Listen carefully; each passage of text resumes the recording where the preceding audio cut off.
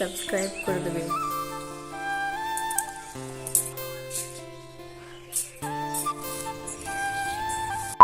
Hello everyone, তোমরা সবাই কেমন আছো? আশা করছি খুব ভালো আছো, আর আমিও অনেক ভালো আছি। তো অনেকদিন থেকেই লাস্ট 2-3 দিন আগে আমি হয়তো ব্লগ আপলোড করেছি, আর কোনো ব্লগ আমার আপলোড দেওয়া হয়নি।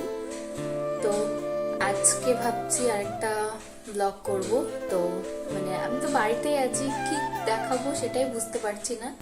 তো তাই ভাবলাম আজকে বাড়িতে আমি যা যা করি তো সবটাই তোমাদের সাথে শেয়ার করব। আর সকাল থেকেই শুরু করলাম, এখন প্রায় 10টা কি 10:30টার মতো ওরকম বাজে, সঠিক আমার জানা নেই। তো সকালে উঠে তো সকালের কাজ বাসা কমপ্লিট হয়ে গেছে, সাথে রান্নাটাও হয়ে গেছে। তো এরপরে যা যা করি না করি, কি কি করি সবটাই তোমাদের সাথে শেয়ার করব। তাহলে চলো দেখতে থাকো। হ্যালো এভরিওয়ান, কেমন আছো সবাই?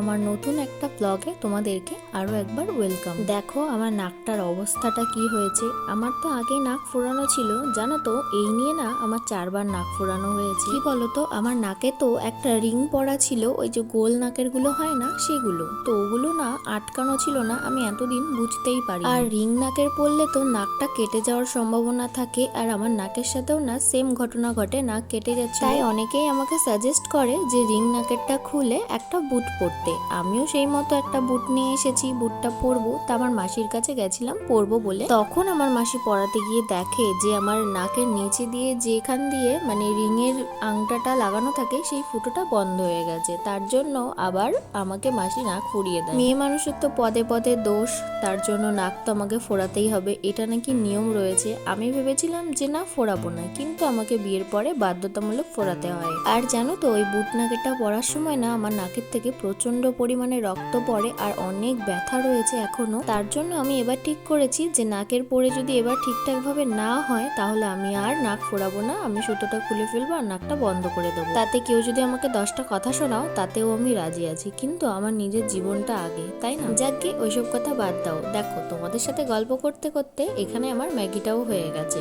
আচ্ছা তোমার একটা কথা বলো তো, সবাই বলে ম্যাগি নাকি 2 মিনিটে হয়, কিন্তু আমার ম্যাগিটা কি 2 মিনিটে আদৌ হয়েছে? সকালবেলা তো আমার ভাত খাওয়া হয় না, আর অন্যান্য দিন না কিছুই খাওয়া হয় না। আর আজকে জানি কেন কি জানি প্রচন্ড খিদে পাচ্ছিল, তার জন্য ঘরে ম্যাগি ছিল 2 প্যাকেট, তো আমি 2 প্যাকেটই করে নিয়েছি। ভাবছিলাম প্রথমে 1 প্যাকেট করব, তারপর এত খিদে পেয়েছে 2 প্যাকেটই আমি করে নিয়েছি। তারপরে আমি ম্যাগি নিয়ে ওপরে চলে এসেছি, আর ওপরে ঘরের ভিতরে এই যে জানলার মধ্যে বসে বসে মানুষজন দেখতে দেখতে এখন ম্যাগি খাচ্ছি। জানো তো, মাঝে মাঝে যখন আমার একটু মন খারাপ থাকে তখন না আমি ওপরে চলে আসি, আর এসেই না এই জানলাটার মধ্যে বসে থাকি। প্রায় অনেকটা সময় কেটে যায় আমার এই জানলাটায় বসে বসে। খাওয়া দাওয়া আমার কমপ্লিট হয়ে গেছে, এখন যাব নিচে জামা কাপড় ধুতে। আমার অনেক কটা জামা কাপড় এখানে জমে গেছে, দেখো এই যে বিছানা চাদরও রয়েছে, এগুলো এখন কাচবো সবই। তার আগে চলো তোমাদেরকে একটা জিনিস দেখাই। এই যে হাতে আমার কাছে যে ব্যাগটা, ব্যাগ না থুড়ি, একটা পলিথিন, এই ভিতরে একটা ড্রেস রয়েছে। আমাদের এখানে তো হাট বসে সপ্তাহে 2 দিন, অনেকেই হয়তো জানো, শান্তিপুরের হাট। তো সেখানে আমি গিয়েছিলাম, আর গিয়ে না এই ড্রেসটা আমি কিনি, আমার বর আমাকে কিনে দেয়। সামনেই তো হোলি আসছে, তার জন্য হোয়াইটের মধ্যেই নিয়েছি। ঘরে একটা জিন্স রয়েছে, অনেকদিন থেকে পরা হয় না, তাই ভাবলাম হোলির দিন জিন্সের সাথে এই কুর্তিটা পেয়ার আপ করব। আমার জামা কাপড় কাচা তো একদম ডান, আর এখন আমি ছাদে চলে এসেছি এগুলো মেলার জন্য। রোদটা ভালোই দিয়েছে, আর সামনেই তো গরম পড়ে যাচ্ছে, শীতের সবকিছুই এখন কেচে উঠিয়ে রাখতে হবে। জানো তো, আমি না রোজ ওই 1-2 করে কাচতে পারি না, একবারে বেশ 5-6টা যখন হয়ে যায় তখন একবারে কেচে। এতে আমার মনে হয় যেন আমার কাজটা আরো তাড়াতাড়ি হচ্ছে, নইলে রোজ একটা করে যদি কাচতে যাই বেকার আমার সময় নষ্ট হবে। তাছাড়া রোজ রোজ জামা কাপড় কাচতে আমার মোটেও ভালো লাগে না, একবারে 5টা কি 4টে মতো হয় তখন একবারে কেচে। দেখো ওগুলো মেলে দিয়ে এখন ঘরে চলে এসেছি, আর ঘরে এসে দেখো তোমাদেরকে আমার হেয়ারটা দেখাচ্ছিলাম। আমার বিয়ের জন্য তো 1 বছর আমি চুলটা কাটতে পারিনি, তার জন্য যেই আমার 1টা বছর কমপ্লিট হয়ে গেল আমি তার কয়েকদিন পরেই চুলটা কেটে ফেলেছি। আর তোমরা যারা আমার ভিডিও ফলো করো তারা হয়তো দেখেছো আগের চুলটা আমার অনেকটাই লং ছিল, আর এখন কিন্তু আমি অনেকটাই শর্ট করে ফেলেছি। 1000 years later. বেলা তো প্রায় অনেকটাই গড়িয়ে এসছে, তার জন্য আমি দেখো এখন স্নান টান করে চলে এসেছি ঘরে। আর এসেই এখন আমি একটু আমার স্কিনের যত্ন নেব। জানো তো, আমি না আমার স্কিনের কোনো যত্নই করি না। ভাবলে হয়তো অবাক লাগবে যে একটা মেয়ে হয়ে তার স্কিনের যত্ন করে না, কিন্তু এটাই সত্যি। কেন কি জানি স্কিন কেয়ার এইসব না আমার প্রচন্ড ল্যাদ লাগে, আমার ভালোই লাগে। শুধু একটুখানি স্নান করে ক্রিম দেবো, ব্যাস ওইটুকুই আমার কাছে যথেষ্ট।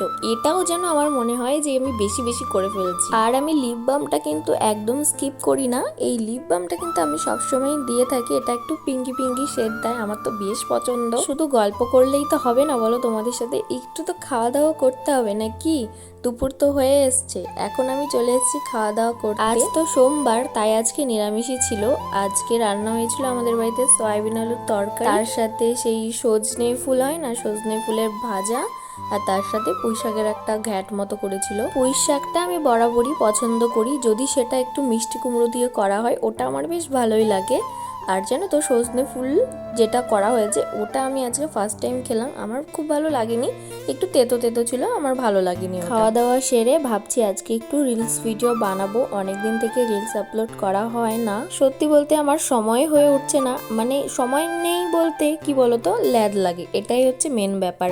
মানে আমি আবার রেডি হব, সাজবো গুজবো, ভিডিও বানাবো, এটাই মানে আমার তো সব কিছুতেই ল্যাদ। কোথাও যাব সেখানেও ল্যাদ, কারণ ওই যে রেডি হওয়া ওটাই আমার কাছে বিরক্তিকর একটা ব্যাপার। যাই হোক, আজকে যখন ভেবেছি তো আজকে আমি ভিডিও বানাবোই আর তোমাদের সাথেও শেয়ার করব। তোমরা যারা আমার ইনস্টা আইডি এখনো ফলো করোনি অবশ্যই গিয়ে ফলো করে আসো, ওখানে আমি ভালো ভালো ভিডিও দিই, নিজের মতো করে চেষ্টা করি। তোমরা একটু সাপোর্ট করলে হয়তো আমি এগোতে পারবো। আমার ইনস্টাগ্রাম আইডির নাম হচ্ছে সুপর্ণা দেবনাথ 90, অবশ্যই একটু ফলো করে দিয়ে এসো। ওই যে সকালে দেখলে জামা কাপড়গুলো রোদে দিয়ে গেছি, এখন তো বিকেল হয়ে গেছে, এগুলো এখন তুলতে আসলাম। কিছু জামা কাপড় তো শুকিয়ে গেছে, আর এই বিছানা চাদরটা না আমি তুলে ফেলেছি, বাট ওটা এখনো শুকায়নি, অল্প অল্প ভেজাই ছিল। আমি আবার জানো তো বিছানা চাদরটা না ভাঁজ করে নিয়েছি, ভাঁজ করে না সেই ছাদেই আবার মেলে দিয়েছিলাম, মানে যেখান দিয়ে ভেজেছিল ওই দিকটা উপরে দিয়ে রোদে আবার দিয়ে এসেছি। এতে কি হবে বলো তো, আমার একটা কাজে দুটো কাজ হয়ে যাবে, আমার বিছানার চাদরটাও গোছানো হয়ে গেল, তার সাথে যেই দিকটা ভেজা ছিল